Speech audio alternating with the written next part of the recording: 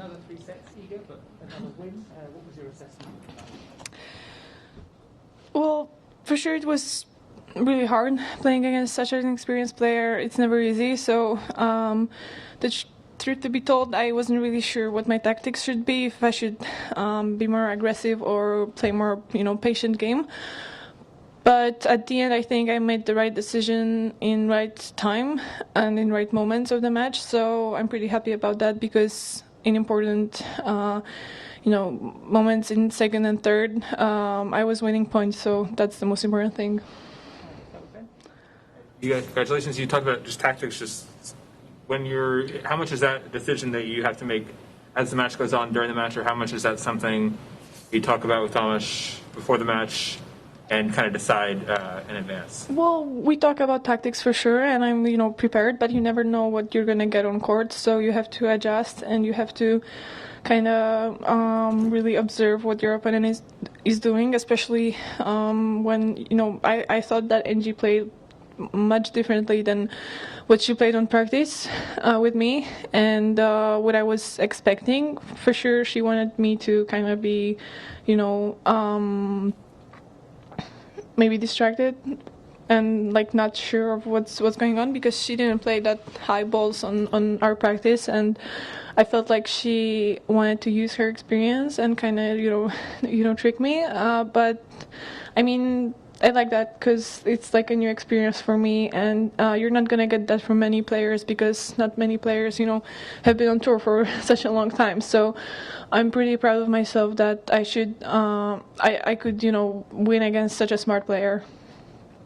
I know you're getting asked a lot about the 3-set matches, but just how tough is it to sort of convince yourself after dropping the first that you've got what it takes to come back? Talk about that thinking. Right now, when I won so many of these matches, it's not that hard, because I just keep believing, and I know that physically I'm really well prepared. So for sure, if the match is gonna be longer, it's gonna go on my advantage. Well, I'm not sure actually. Today before the match, I talked with my team and I was like, I don't want to lose the first set again, because it's getting pretty boring. But at the match, it doesn't really matter.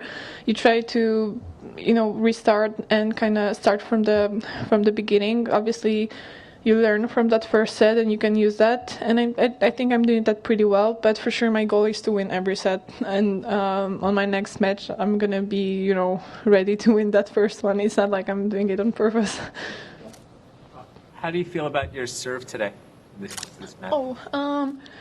Well, it wasn't as solid as it was in my previous matches, I would say, but on the other hand, if I was serving slower, Angie was not kind of using my power that much, and if I was serving slower, I got more points, I would say. So it didn't really matter for me if I'm serving first serve or second.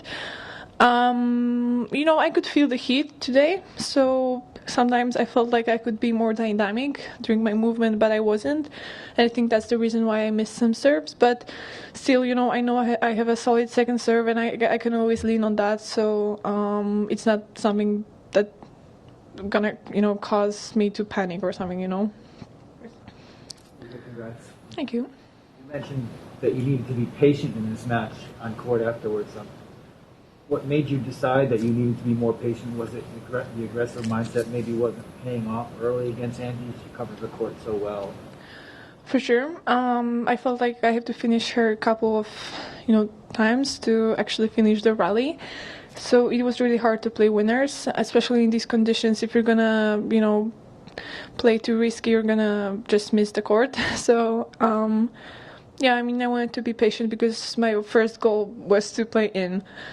And usually it comes naturally in other places, but here I don't feel that way. So I kind of have to, be more focused on just, staying cool and just keeping the ball in and playing solid game. My question is not about today's match, but I think you are quite open to talk about not only about tennis, but also different many subjects like such as what's happening in the world in Ukraine.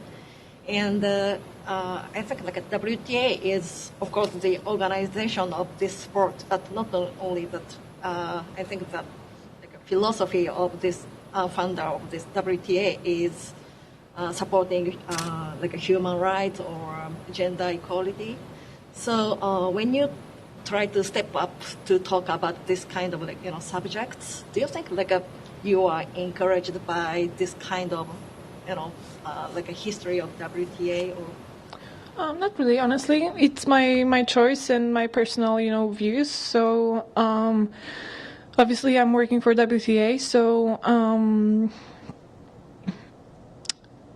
yeah, I mean, I see their posts or their statements. But honestly, if I'm doing my own statement, it's kind of separate thing. So yeah, basically, I mean, we all have our rights to say our own things and have our own opinions. So I'm just using mine, and it doesn't really matter for me what the other companies are saying. Obviously, I'm pretty happy that WTA is getting involved because I think it's important, as you could see.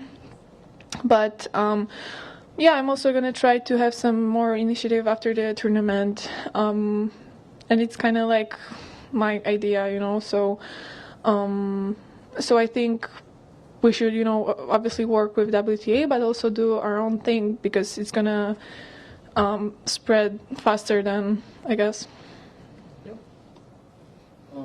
You obviously are a very thoughtful young athlete. You read quite a bit. Have you read much of Polish history? You've a strong awareness of that, and do you have any thoughts about just the tumultuous eras that the Polish people have gone through? Really? I mean, I'm 20, so basically, I mean, I'm not an expert at history or politics. I don't want to get involved in that. I try to read a lot and I try to understand a lot, but I'm not gonna, talk about my views or my, I don't know, opinions on this matter because I think it's pretty delicate, and I want tennis to like, I don't know, join people, not to separate them. So honestly, I'm not going to be talking about that. Sorry. Looks like you've got Madison Keys next. Can you tell us what to expect from that match? Did she win already? Yeah, just now, in the last minute. Okay. I played against her on clay, so I don't know how much I can take from that match. It was in Rome, so I remember she can play really flat and really fast, but on the other hand, she has a great serve and she uses her height, and she can play a great kick. So I don't know yet, really, honestly. I just came off my fourth round match, and I'm going to be preparing for that in the evening. But for sure, again, it's going to be a match against really experienced player who has played so many times here. So I got to be ready for everything. And the last two questions will start with Ben. Oh, I was going to ask that, Keith. Chris, or was that your question? No, actually, I wanted to ask about Daria and your relationship with her. It seems to be so effective and so helpful for you. I wonder if your peers in the locker room, friends that you have on tour, ever ask you what it's like and maybe are considering doing something similar. Are they curious about that part of your... Yeah, I mean, my friends are, because usually, I mean, we're not that open to give our insights. Everybody has their own team and their own ways to, get better. But yeah, some of my friends are curious, and I think it's pretty convenient for me that I found the proper person, because it's not that easy. I can see that many people are like searching, but it's really not that easy to get right people around you. And I think I'm really lucky that I have such a good psychologist and coach as well, and conditioning coach, because yeah, I mean, I think I have some kind of a luck to get good people around me.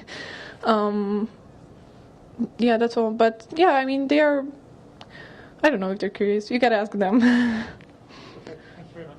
Thank you.